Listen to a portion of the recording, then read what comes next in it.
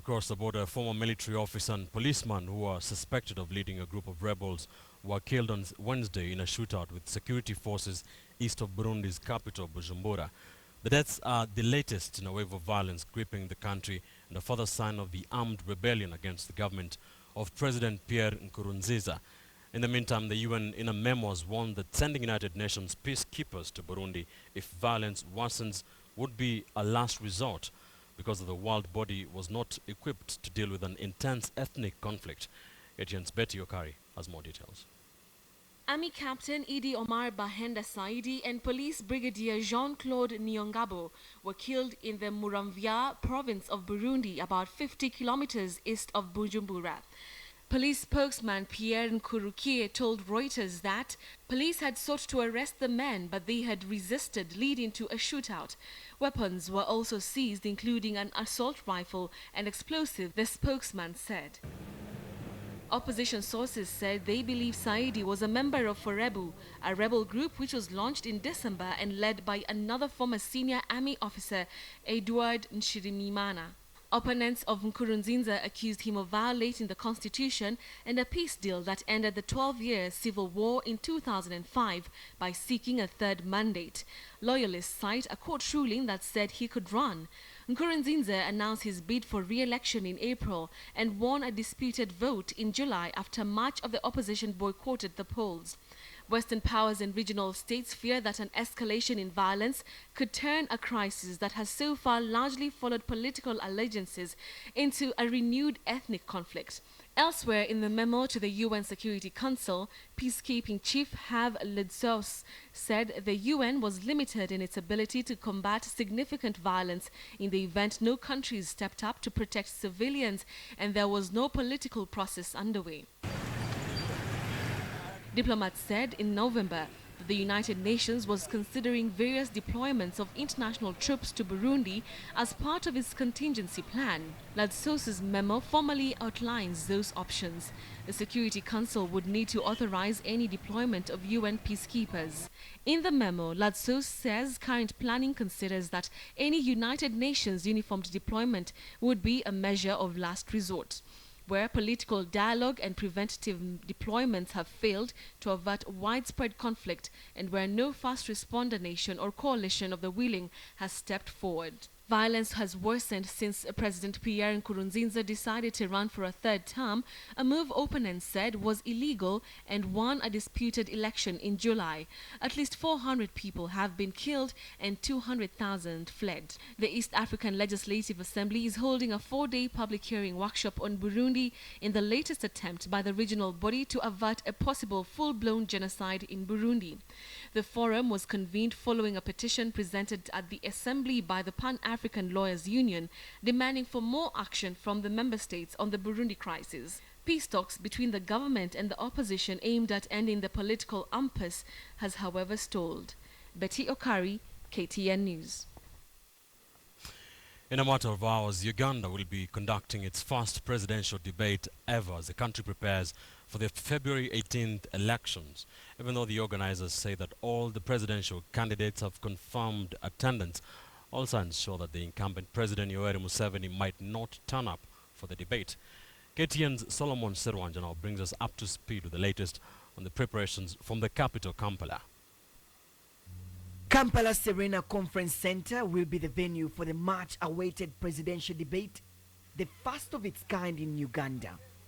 Inside the auditorium, preparations are in advanced stages as the team behind the scenes work fast to set up the stage ahead of tomorrow's debate. By close of business Thursday, organizers were still putting final touches to the venue, but remained confident that all will be ready by 6 p.m. Friday when the debate officially kicks off. We've been working around the clock all week to make sure that tomorrow is going to be a success. Really looking forward to a successful presidential debate for the people of Uganda.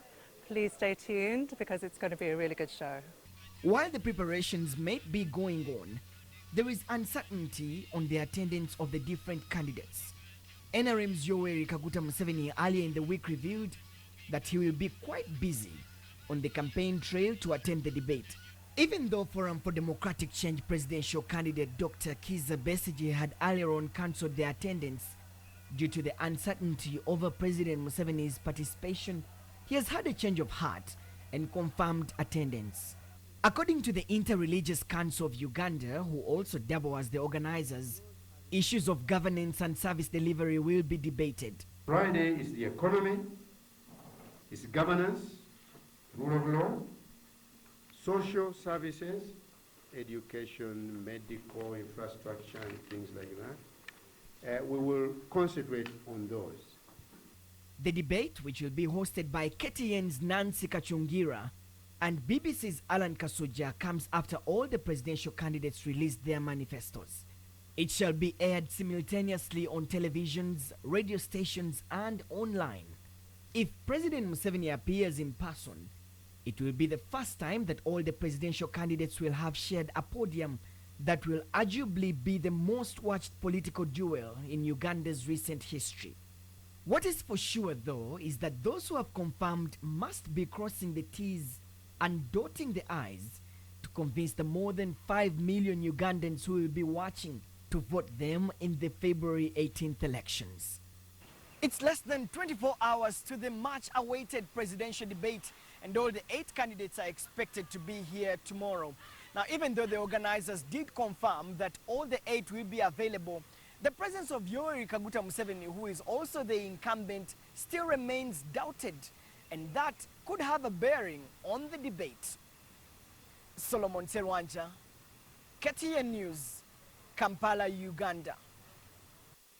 And that debate will be moderated by our very own Nancy Kachungira and Alan Kasuji. Let's now bring in Dr. Daniel Rweza, political analyst from Kampala, Uganda. Sir, first of all, is the President, Yoweri Museveni, going to turn up for this debate? What are the indications from where you stand?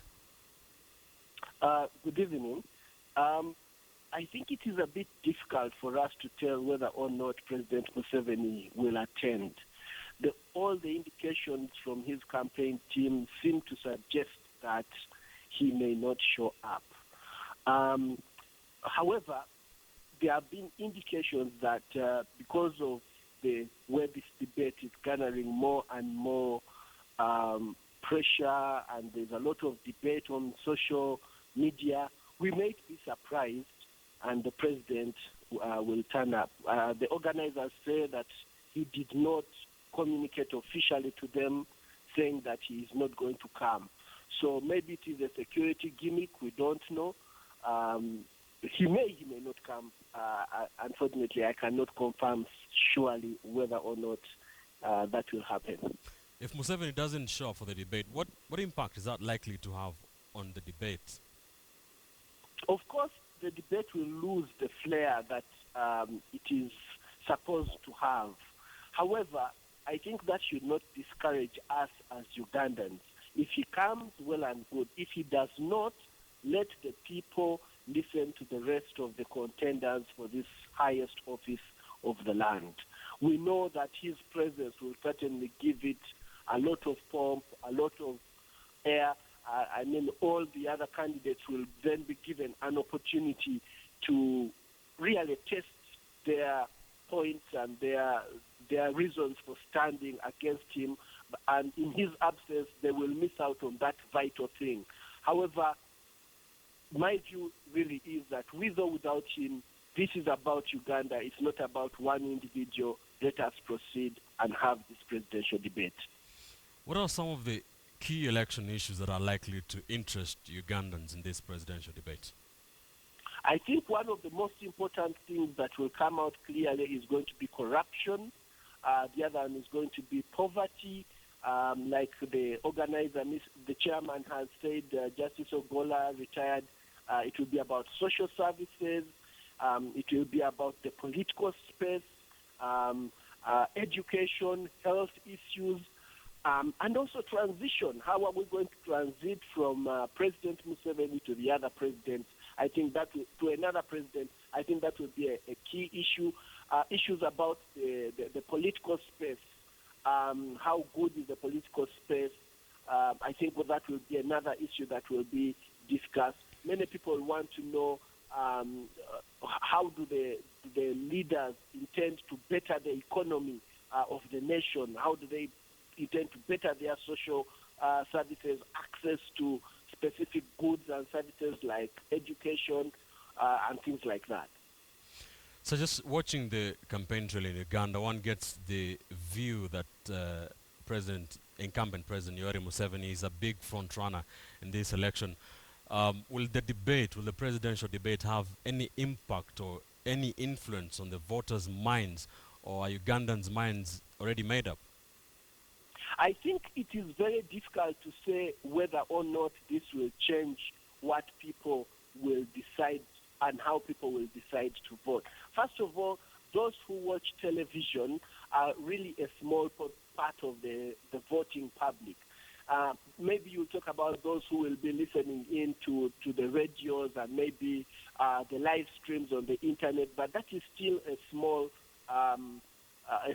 bit of the voting public. I think what is more crucial is that we are going to hear if all contenders come up, we are going to hear clearly how they articulate their views, how do they speak on the spot when they are when questions are put to them, how do they negotiate through tough questions and so on and so forth. But really the issues that the reasons why people vote the way they do are probably already determined now.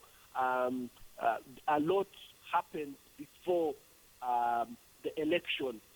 So probably access to information, the biases that have been created in people's minds, all that has happened way before this debate, and the fact that people are not sure whether or not the debate will happen, and very few people will hear or watch the debate. I do not think the debate will really change people's views. Maybe those of us who consider ourselves to be part of the elite will be able to see whether or not our earlier choice is really the person that we want to vote for. But just to reiterate, we vote on tribal lines, we vote on religious lines, we vote to keep certain things in place. Our businesses, we think about our businesses. Will our businesses be secure, or will conditions become better after the debate, after a new candidate comes in? Are we sure about that, and so on and so forth? So there are various reasons that make people choose to vote the way they do, and I do not think one presidential debate will change all that. All right. Thank you, sir. Thank you, sir. Dr. Daniel Rueza there, political analyst from Kampala, Uganda. Great talking to you. Of course, we shall be bringing you the excerpts and the highlights for that Uganda's first ever presidential debate right here on KTN News. You're watching Bottomline East Africa. Many thanks for staying with us. We'll take a quick break. Don't go too far.